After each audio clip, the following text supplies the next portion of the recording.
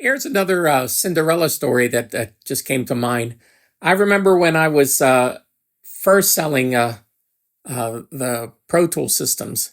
This was like early '90s, I think it was, or late '80s. I had a system at my house, and Tom Kiefer needed to get a song edited down to a certain length so he could give it to the radio station so they could promote, I guess it was the concerts or the new record.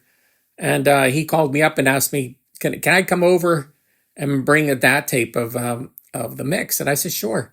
So he came over, and I think Eric Brittenham came with him. We went up to my office, which was just a bedroom in my house at that time. And I had all my guitars hanging from hangers around the room. You know, I had a Paul Reed Smith and a Fender Performer, and then I had a Telecaster.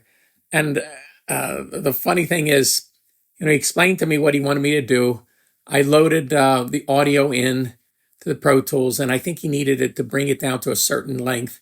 So I edited it down to a certain length, and then he explained to me what he wanted me to do. He wanted me to make it a little bit louder at the very beginning and then taper it off so it just had an impact.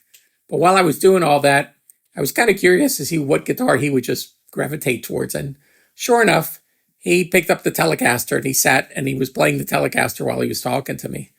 But I got paid pretty good for doing that work. I think it was like $600, and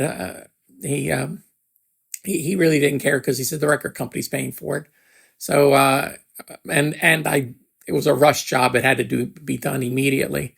So I got it all done for him, put it back onto a DAT tape, and he took it off. He took it and they played it on the radio. You know, they did their voiceover stuff over top of it.